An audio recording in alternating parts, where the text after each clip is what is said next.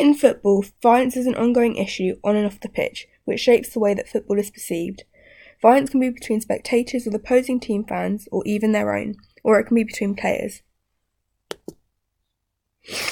In football, there are many reasons for violence, whether it be between fans or players.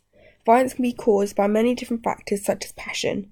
Passion can affect players and fans as it heightens arousal, and it can affect and cause frustration when a call doesn't go their way or an incorrect call is made or if their team is playing badly.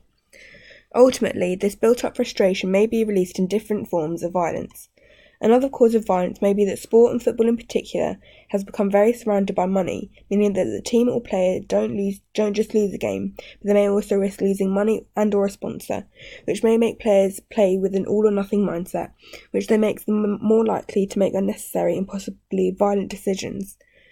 Also, the higher the status of the match, whether it be a final or playing a rival team, adds a factor which can increase players' adrenaline, which could then lead to them having a higher arousal than their optimal arousal, making it hard for good decision making, and players may be more likely to get violent by being overstimulated. There are three main types of violence and aggression, and these are assertion, instrumental aggression, and hostile aggression. Assertion is where there is no intent to harm. For example, if a football player makes a tackle for the ball but injures the player during the tackle, it is assertion, as there is no intent to harm even if the other player is injured. Instrumental aggression is another type of violence that is unintentional and is done to achieve a goal. For example, a player may tackle another player to stop them from trying to score, and this may injure them in the process. However, their main reason for doing it isn't to injure the opposing player. Hostile aggression is where there is intent to harm and or injure another player, such as kicking or punching another player. There are other causes of violence in football, such as the history of the game, as well as the general culture of the sport.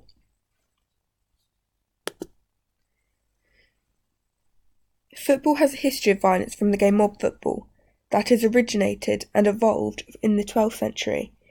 This was a very violent version of the football that we play today, where the only rules were that murder and manslaughter were prohibited, but everything else was allowed, including being able to have as many players on your team as you wanted. Mob football started as being played between two villages. The violence in this game has shaped the game to how it is played today, whereas less violent games such as rugby were invented in public schools. The modern game of football that we play has far more rules and is a lot safer, but the violent nature of the game, mob football, has never gone away, and this violence has been passed down to the game that we see today. Also, mob football was seen as a sport for the lower class, spectators and players, and this stereotype stayed with football even after it had evolved, where now spectators that we think of when we think of football are rowdy drunk men who are typically very violent, not very different to spectators during mob football. Hooliganism is a huge problem in football, where spectators take it upon themselves to be violent towards opposition fans, or even their own, for either provoked or unprovoked reasons, just for fun. This has been seen to ruin the game that many fans love, where a source of entertainment and fun turns to be dangerous and unenjoyable. Football hooliganism is thought to be a thing in the past, particularly in the 80s. However, it is still an ongoing issue that has never gone away, but has been masked by the media. Recently in 2018, there was a Premier League match against rivals Brighton Hove Albion and Crystal Palace.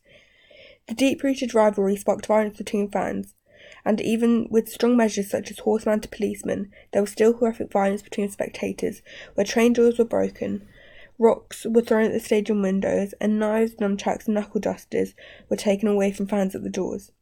As well as this, there were many reported fights in the main city of Brighton between opposing supporters. Controlling violence in football has grown, particularly since the 1980s, but there is definitely more that needs to be done to make football a safer and less violent sport. Player violence has been seen as a problem in many sports such as rugby and netball, but is most prone in football, with the hundreds of cameras that capture every moment. But as football is trying very hard to combat the issue, for example, the introduction of VAR has massively helped referees crack down on violence, as this has enabled officials to be able to review incidents to know whether a foul or action is deemed violent or worthy of a red card. This has not only helped catch violence and give players the right punishment, but it's also helped minimise violence in sport, as players are less likely to commit these violent acts, as they are more likely to get caught. With there being less violence within the sport, it helps the future of football, due to the social learning theory, where younger, more impressionable people replicate the behaviours that they see on TV, and with less violence there will be more positive role models, which will help cut down on violence in the football in the future. There are many measures in place to combat spectator violence, including stewards, police, CCTV, stricter punishment, and agreements between clubs. An increase in stewards and police may not only make a match day go smoother, but also means that any issues can be dealt with straight away, as well as this, it deters people away from being violent at the risk of being caught. As well as the risk being higher, the punishments that are received from violent acts are far stricter, where there are bans from stadiums for 3 to 10 years, or if bad enough can result in up to 6 months in prison. These punishments can prevent the same troublemakers from returning, causing more trouble, but also make people think more before they act, as they won't want to get such a strict ban. Many clubs will make agreements prior to events such as kick-off times, ticket sales, and communicating about specific violent and aggressive people. Clubs may schedule matches at earlier times and work days when there is known to be particular trouble, as this may make less people go to the match as it is too awkward. Also, clubs make agreements on ticket sales. For example, in the Premier League matches, clubs are required to give 11% of their stadium to travelling fans. However, Brighton & Hove Albion and Crystal Palace have an agreement to only sell 7% of the stadium. As there are less rival fans, it may minimise violence, as well as trying to get opposing teams to not make contact with each other, which means that they may let away fans leave before home fans so they don't make any contact with each other. As well as this, clubs may let other clubs know about particular troublemakers so that they can be watched or not let into the match, as it will minimise the risk of events such as fights. Overall, violence in football shouldn't be tolerated, and its history has made the current game the aggressive nature that it is today.